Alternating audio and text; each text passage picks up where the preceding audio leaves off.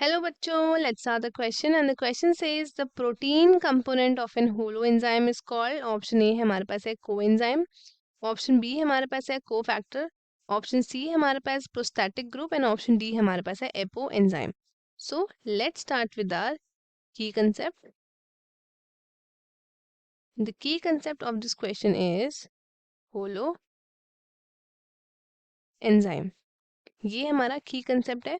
Now what is holo enzyme? तो ये हमारा है कंप्लीट फंक्शनल एंजाइम.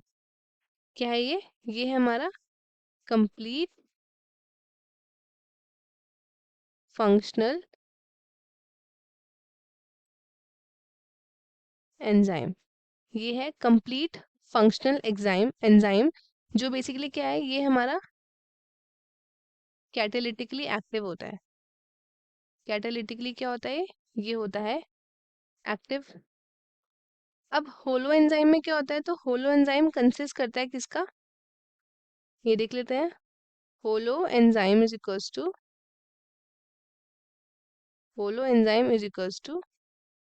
एपोएंजाइम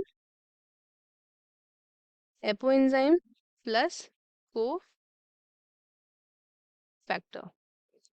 ये होता है हमारा होलो एंजाइम में. ये कंसिस्ट करता है apoenzyme together with its cofactors. अब जो होलो एंजाइम है ये कंटेन करता है सारे सब यूनिट्स जो कि रिक्वायर्ड होते हैं किसके लिए? फंक्शनिंग ऑफ एंजाइम के लिए. ये क्या करता है? ये कंटेन करता है ऑल सब यूनिट्स. ये क्या करता है? ये आपका कंटेन करता है सारे सब यूनिट्स जो रिक्वायर्ड होता है किसकी फंक्शनिंग के लिए? Required for the functioning of an enzyme. अब इसका एग्जाम्पल देख लेते हैं क्या है. एग्जाम्पल में आता है हमारे पास DNA polymerase 3 and RNA polymerase. तो ये हमारे पास कुछ एग्जाम्पल्स है. अब हम देखते हैं होलो एंजाइम. ये हमारा क्या है? Holo enzyme.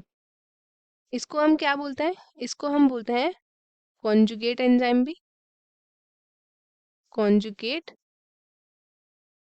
एंजाइम. अब जो हमारा एपो एंजाइम है, एपो एंजाइम, ये क्या है? ये प्रोटीन पार्ट है एंजाइम का.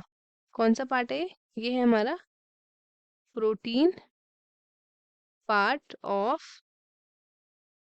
एंजाइम जो कि हमारा कैसा है? ये हमारा एंजाइमेटिकली इनएक्टिव है. ये क्या है हमारा? ये हमारा है इनएक्टिव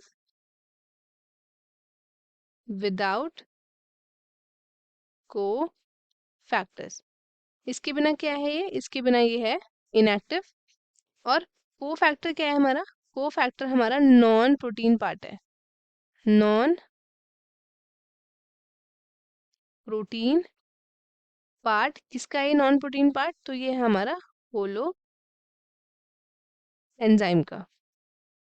और ये एसेंशियल है किस चीज के लिए? ये एसेंशियल है for its activity. Essential for its activity. ये अपनी एक्टिविटी लिए क्या है? ये एसेंशियल है.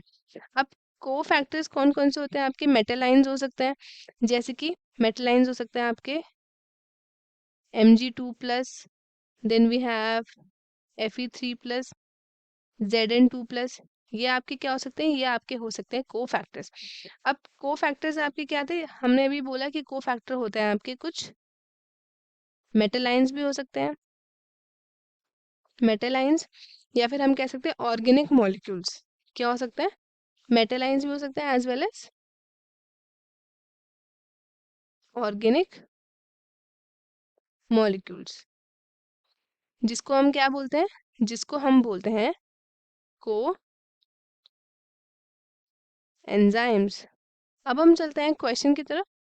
क्वेश्चन में हमसे क्या बोला है? The protein component of an holoenzyme is called. Option A है हमारे पास कोएंजाइम, ऑप्शन बी है कोफैक्टर, ऑप्शन सी है prosthetic group and option D हमारे पास है एपो एंजाइम.